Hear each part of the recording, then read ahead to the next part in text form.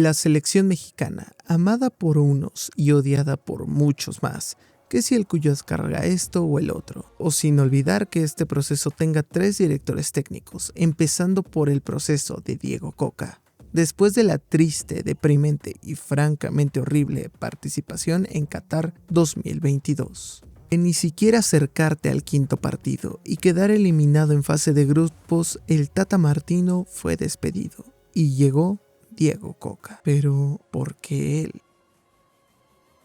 Diego Coca, exjugador argentino que se retiró en 2006 en Argentinos Juniors. Empezó su carrera como DT en el Godoy Cruz, pero por lo que es más recordado es por su primer paso con Atlas, llegando el 11 de agosto de 2020, después de 3 temporadas en los rojinegros. En el Grita México 2021, Atlas haría historia después de vencer a la Fiera 5-4 en penales y coronándose campeones después de 70 años de sequía.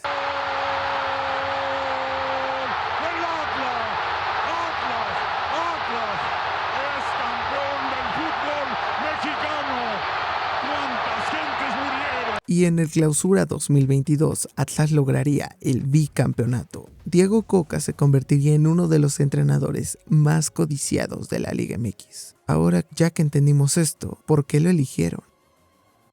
Y para esto hay que hablar un poco más de cómo funciona la FMF, Federación Mexicana de Fútbol, quien es la encargada de la administración deportiva, principalmente comandada por Emilio Azcárraga. Cada equipo de la Liga Mexicana tiene un voto en lo que pase o no con la selección. En este caso existen facciones en la FMF, por ejemplo el G8, una fracción de clubes integrada por Chivas, Pachuca, León, Atlético de San Luis, Toluca, Rayados, Tigres y Juárez, quienes hacen contrapeso a la administración de Azcárraga. Grupo Orlegui de Alejandro Irarrágorri, dueños de Santo Laguna y en su momento de Atlas, han tenido un rol muy activo al impulsar cambios estructurales, uno de ellos, el entrenador de México. Grupo Orlegui, después de la destitución de Tata Martino, propuso a Diego Coca como entrenador de la selección mexicana. En esencia, el clímax de una intensa lucha de poder entre las facciones de dueños de la Liga MX, con Alejandro Irarrágorri como el protagonista. Al momento de ser anunciado Diego Coca como DT de la selección, debutó ganando 2-0 contra Surinam en la Nations League, aunque la confianza se vio mermada en el empate a 2 en el Estadio Azteca contra Jamaica. A pesar de no tener tan malos resultados, todo se derrumbó en Las Vegas. 1, 2 y 3. Eso lapidó la carrera de Diego Coca como entrenador de la selección, después de la goleada recibida por Estados Unidos en Las Vegas.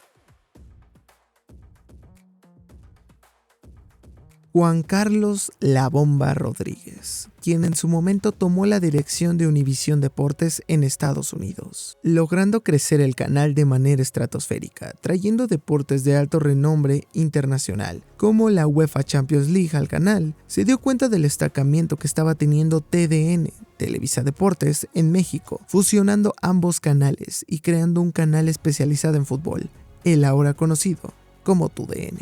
Por esta gran administración, Azcárraga lo mandó a llamar para ponerlo como presidente de la FMF, quien elegiría al entrenador que nos iba a llevar al Mundial, el que hace poco tiempo le daría a México un bronce en Tokio 2020. Jaime "el Jimmy" Lozano, un mexicano que a pesar de tener poco renombre en equipos, su reconocimiento llegaba de su trabajo en inferiores, principalmente de ese bronce olímpico, mostrando buenas sensaciones a pesar de ser eliminado en semifinales contra Brasil, quien ganaría el oro. Selección brasileña dirigida por André Jardín, quien poco después ganaría un tricampeonato con el América. A pesar de todo, todos confiaban en el Jimmy, quien se hizo viral después de bailar Shake It Off con su hija.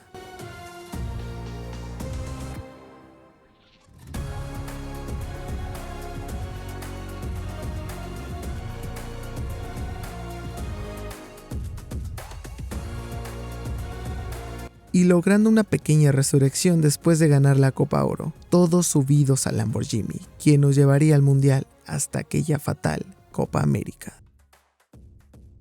La federación había prometido mínimo semifinales, pero ni de grupos pasaron. Por la mínima contra Jamaica, perdiendo contra Venezuela, y cuando tenían el pase en sus manos solo necesitaban ganarle a Ecuador.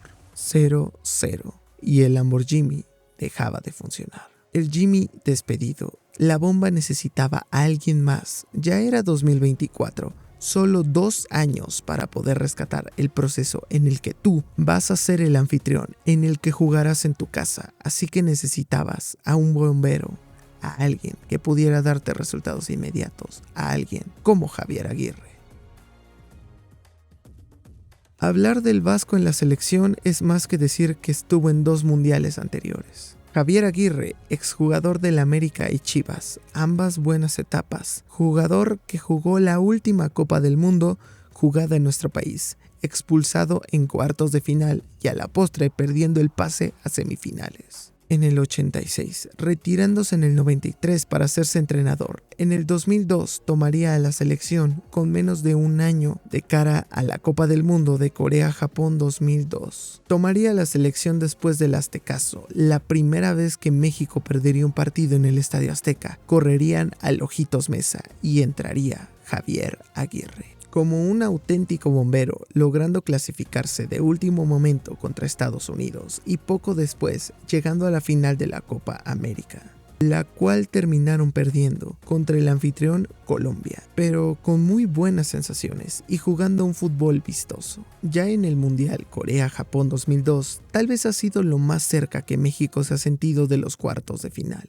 clasificando como primero de grupo, venciendo a Ecuador y a Croacia y con un empate ante Italia, con el que para muchos uno de los goles más bonitos en mundiales. El tricolor tenía todo para clasificarse a los cuartos de final, pero primero se enfrentarían contra Estados Unidos.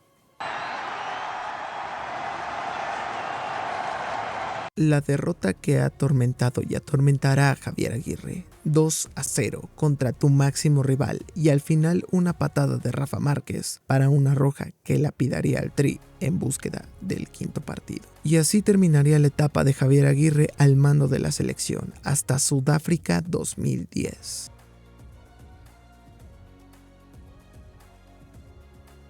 En donde a poco más de un año del Mundial, aunque Javier con mejor experiencia, incluyendo su pase con Osasuna, o poco después llegando uno de los más importantes de España, el Atlético de Madrid, incluso bajo su dirección, Forlán ganó la Bota de Oro.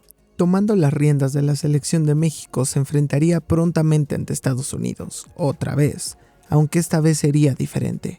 5-0 en la final de la Copa Oro, preparándose para afrontar la Copa del Mundo al sur de África. En la inauguración empataron a unos contra la anfitriona Sudáfrica, contra Francia en el momento más recordado del Mundial de Sudáfrica, ganando 2-0 con el Chícharo y el Temo anotando contra Lloris. Blanco, gente que tiene ese duende, ese don que le agrada al mexicano y que pase lo que pase, haga lo que haga, ese es mi cuau. Aunque sea pedote, aunque sea lo que sea, ese es nuestro cuau. Ese es nuestro cuau. Sí, se borren eso, por favor. Sí. Sin embargo, contra Uruguay perdiendo y sin poner mucha resistencia. Contra Argentina 3-1, sin espectacularidad, sin nada, solo eliminados. El proceso más olvidable de Javier Aguirre.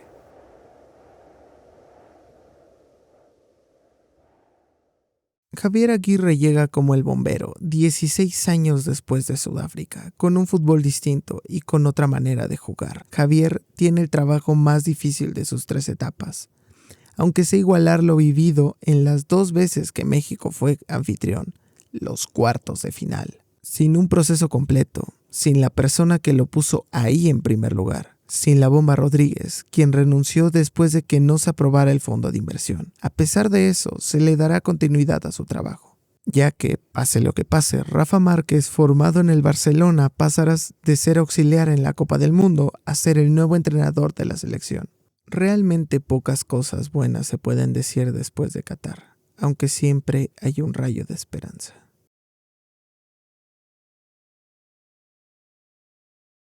México llegará a la Copa del Mundo sin haber perdido en 7 partidos y el último ganarlo 5-1 contra Serbia. Sé que no, pero tal vez sí. Tal vez la localía le pese a todo aquel que se pare en el Estadio de las Chivas o en el Coloso de Santa Úrsula, en el Estadio Azteca. Tal vez las mejores historias se escriben después de más preguntas que respuestas, porque así somos nosotros, los que hasta el final entregamos las tareas, los que llegamos puntuales 5 minutos después, los que cuando menos se creen más nos crecemos.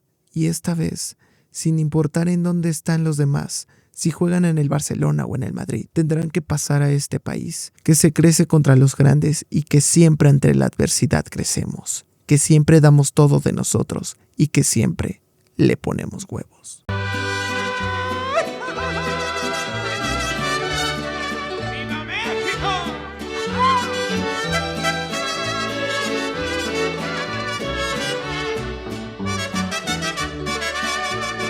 De la Sierra Morena, cielito lindo